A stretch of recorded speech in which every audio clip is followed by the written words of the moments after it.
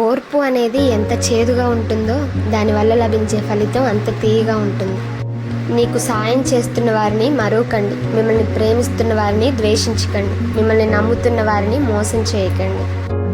మిమ్మల్ని బలవంతులుగా చేసే ప్రతి ఆశయాన్ని స్వీకరించండి. మిమ్మల్ని బలహీనపరిచే ప్రతి ఆలోచనను తిరస్కరించండి. కాలం మనది కానప్పుడు ఇక మౌనం ఉత్తమం మిత్రమా. నీ వెనకేముంది, నీ ముందేముంది అనేది నీకు అనవసరం. నీలో ఏముంది? బలమే జీవనం, బలహీనతే మరణం.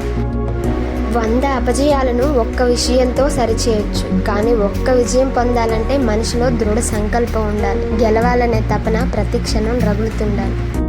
పట్టుదల వదలకుండా చేసే ప్రయత్నం చివరకు విజయాన్ని చేకూరుస్తుంది. ఒక్క రోజులో దేన్ని సాధించలేము. జీవితంలో ధనాన్ని కోల్పోయినా పర్వాలేదు, కానీ మీ క్యారెక్టర్ను కోల్పోతే మాత్రం అంతా కోల్పోయినట్టే. ఇతరులను గౌరవించడానికి నువ్వు ఇష్టపడితే నిన్ను గౌరవించడానికి సమాజం ఎప్పుడూ ఇష్టపడుతుంది. ఆత్మవిశ్వాసం సడలితే ఓటమి ప్రారంభమైనట్లే. అదే ఆత్మవిశ్వాసం మనలో నిబ్బరంగా ఉంటే విజయం మనల్ని వరించినట్లే. పరిస్థితులు అనేవి మనిషి ఆధీనంలో ఉండవు, కానీ మనిషి ప్రవర్తన మాత్రం అతని స్వశక్తిపైనే ఆధారపడి ఉంటుంది. కాబట్టి ఎవరి ప్రవర్తనకు వారే బాధ్యులు. అసలు పని చేయకుండా బద్దగించేవాడి కంటే ఏదో ఒక పని చేసేవాడు ఉత్తముడు. కోపంతో మాట్లాడితే గుణాన్ని కోల్పోతారు, అధికంగా మాట్లాడితే ప్రశాంతతను కోల్పోతారు, అనవసరంగా మాట్లాడితే అర్థాన్ని కోల్పోతారు, అహంకారంతో మాట్లాడితే ప్రేమను కోల్పోతారు, అబద్ధాలు మాట్లాడితే పేరును కోల్పోతారు, ఆలోచించి మాట్లాడితే ప్రత్యేకతతో జీవిస్తారు. ఒక ఆలోచన మన మెదడును పూర్తిగా ఆవరించినప్పుడు మాత్రమే అది వాస్తవ రూపంలోకి వస్తుంది. మంచిని ఆచరించడం ఎప్పుడూ కష్టంగానే ఉంటుంది, కానీ వాటి ఫలితాలు ఎప్పుడూ గొప్పగానే ఉంటాయి. చెడును అలవాటు చేసుకోవడం చాలా సులువు, కానీ వాటి ఫలితం చాలా భయంకరంగా ఉంటుంది. అశ్రద్ధ అనేది మానవుడిని లోతైన అగాధంలోకి నెట్టేస్తుంది. నియంత్రణ లేని మనసు మనల్ని ఎప్పుడూ పతనం అందిస్తుంది. నిగ్రహంతో లక్ష్యం వైపు సాగిపోయే మనసు విజయ శిఖరాలను అధిరోహింపజేస్తుంది. మందలో ఒకరిగా ఉండకు, 100లో ఒకరిగా ఉండడానికి ప్రయత్నించు. ఏ పరిస్థితుల్లో ఉన్నా నీ కర్తవ్యం నీకు గుర్తుంటే జరగవలసిన పనులు అవే జరిగిపోతాయి. హృదయంలో ఆత్మవిశ్వాసం, మనసులో దృఢ సంకల్పం ఉంటే ఏదైనా సాధించగలం. కార్యశక్తి కంటే కష్టాలను భరించే శక్తి గణించలేనంత గొప్పది. ద్వేషానికి ఉన్న శక్తి కంటే ప్రేమకున్న శక్తి ఎన్నో రెట్లు గొప్పది.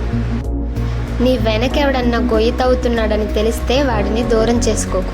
గొయ్యి తవ్వడంలో వాడి సమయాన్ని వృధా చేసుకొనివు. ఏమీ ప్రమాదం లేదు. గొయ్యి ఎక్కడ ఉన్నదో నీకు తెలిసిన తర్వాత ఇక ప్రమాదం ఏముంది?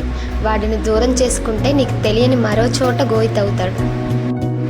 పాజిటివ్ మైండ్తో ఉండడం, అలసటను ఆనందంగా స్వీకరించడం, ఇవే గెలుపును కాంక్షించే ప్రాథమిక లక్షణాలు. కెరటం నాకు ఆదర్శం, లేచి పడుతున్నందుకు కాదు, పడినా లేస్తున్నందుకు. విజయం కలిగిందని విర్రవీగకు, అపజయం కలిగిందని నిరాశపడకు. తనను తాను చిన్నబుచ్చుకోవడం అన్ని ఇతర బలహీనుల కంటే పెద్ద బలహీనత. రోజుకు ఒక్కసారైనా మీతో మీరు మాట్లాడుకోండి, లేకపోతే ఒక అద్భుతమైన వ్యక్తితో మాట్లాడే అవకాశాన్ని కోల్పోతారు. ఓడిపోతాననే భయంతో ప్రయత్నించకపోవడం కంటే ప్రయత్నించి ఓడిపోవడం మేలు. అనాలోచితంగా తొందరపడి ఏమీ చేయొద్దు. చిత్తశుద్ధి, ఓర్పు, పట్టుదల, ఈ 3 కార్యసిద్ధికి ఆవశ్యకాలు, కానీ ప్రేమ ఈ 3 అత్యావశ్యకం. లక్ష్యంపై ఉన్నంత శ్రద్ధ, ఆసక్తి లక్ష్య సాధనలో సైతం చూపించాలి. అదే విజయ రహస్యం. భయపడుతూ బ్రతికే వారికి ఎప్పుడూ ఆపదలు వస్తూనే ఉంటాయి. నిరంతరం వెలిగే సూర్యుని చూసి చీకటి భయపడుతుంది, అలాగే నిరంతరం శ్రమించే వాడిని చూసి ఓటమి భయపడుతుంది. అనుభవం మీ ఉత్తమ గురువు. జీవితం ఉన్నంత వరకు నేర్చుకుంటూ ఉండాలి.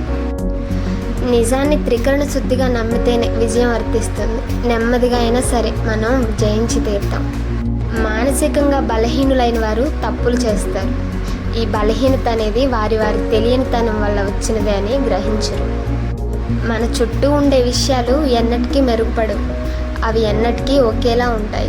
వాటిలో మనం తెచ్చిన మార్పు ద్వారానే మనమే పరిణితి పొందుతాం. సిరి సంపదలు మంచితనాన్ని తీసుకురావు, మంచితనం మాత్రం అభిమానాన్ని, దీవెనలను తీసుకొస్తుంది. ఓర్పుతో అసాధ్యమైన కార్యాన్ని సుసాధ్యం చేయొచ్చు.